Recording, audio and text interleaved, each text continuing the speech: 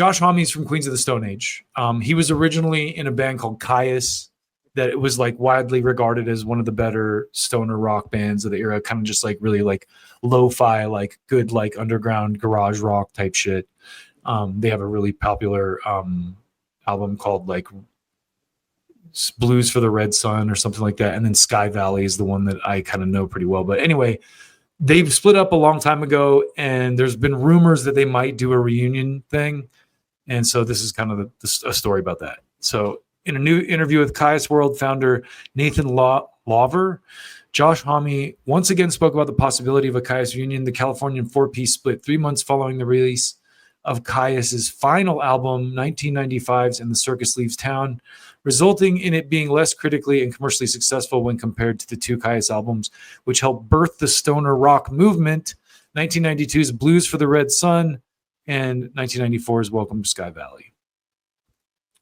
Regarding the prospect of Kyuss performing live again, Homme said, I know I thought about it many times. I think about it. I've actually talked about it a few times to people that help me do stuff. Josh continued, I don't know. I just feel like the punctuation of Kyuss, it was such a perfect little unit, and it ended the way it should, and it was totally in support of what was happening in Kyuss Lives and things like that. It was just, there were some tricky things that were pulled. He was totally, Kyuss Lives was kind of like a Kyuss tribute band without some of the original members, I think. Okay. There were some, I think it's good for people to know what happened, but always left me with a strange feeling because it's like you want to set things right. And plus, I just don't think it's good. There's no reason to hold on to anything negative. I don't have any negative feelings about anybody. None of that stuff matters. So yeah, it's possible. Homme previously discussed a possible Kyuss reunion in 2020 while being interviewed by Kyuss World Radio about the 25th anniversary of And the Circus Leaves Town. He said at the time, my philosophy has always been never do a reunion, never do a sequel. It's not what it was, it's what it is. And that's kind of how I felt. Josh added he's generally not in favor of reunions, a legacy that involves having been at the epicenter of a scene that got created. It's so fragile, he said. It's like an ice sculpture, and I don't want to be a blow dryer on that thing. But he didn't completely rule out the possibility. That being said, I was in full support of Kyuss Lives, and I would go to the shows, and I told them as much until what former drummer Brant Bjork did, and unfortunately what John tried to do, and that was terrible. There have been times I thought that it cannot end that way, and the only real way to end it correctly now would be to play, Homme continued, and because they sort of perverted the punctuation and they knocked the wing off this beautiful dragon that's an ice sculpture, and the only way to put the motherfucking wing back on would be to play again. I have thought about this, especially in the last few years, to do something special and even make up for that mistake of Brant and unfortunately John, to make up for it, to play and give all the money away, like play for the fans, cover your costs, make it $5, figure out a way to be like, this is how the punctuation will end the sentence of this band, because it was never about money. It was never about money. It was never about fame. And when it felt like that was the move they were making, I was so sad. After Kyuss split in 95, Homme went on to form Queens of the Stone Age.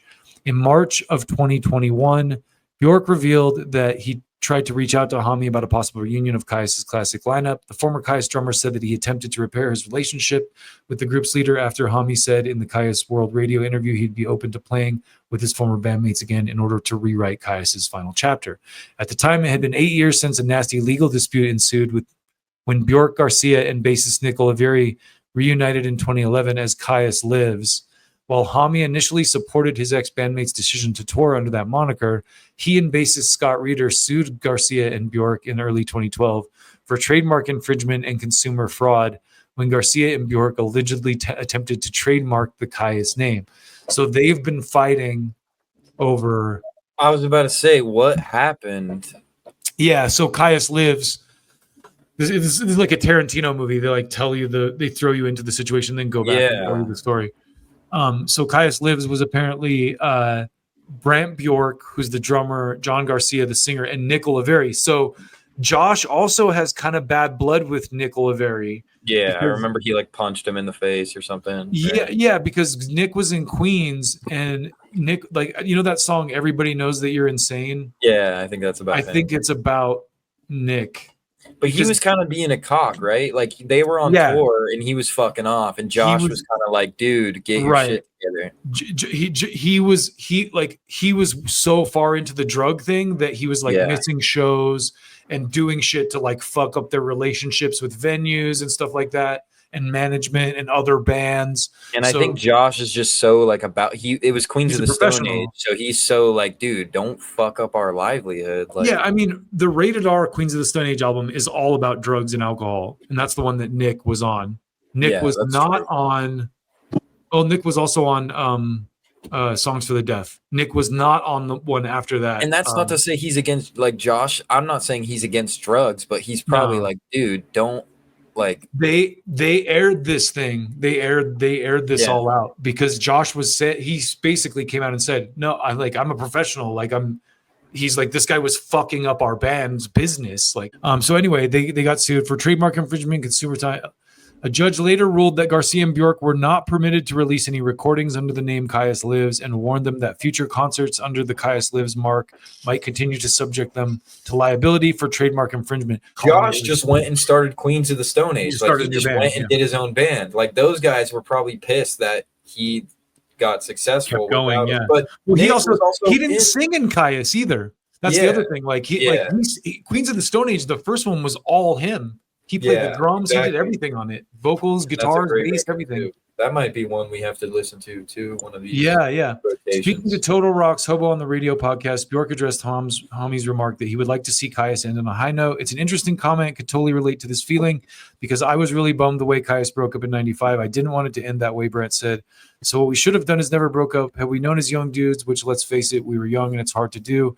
We had known how to keep a band together. We could have just had that band moving all along and taking breaks from time to time to pursue other things. But yeah, it has kind of this stop and rebirth reinvention. And yeah, I share his frustration, but there's always a way to do it. And it just takes communication. I've always said, if you communicate, you can relate. And if you can relate, you can create. That's how it works. And if you're not communicating, then there's going to be absolutely no creating.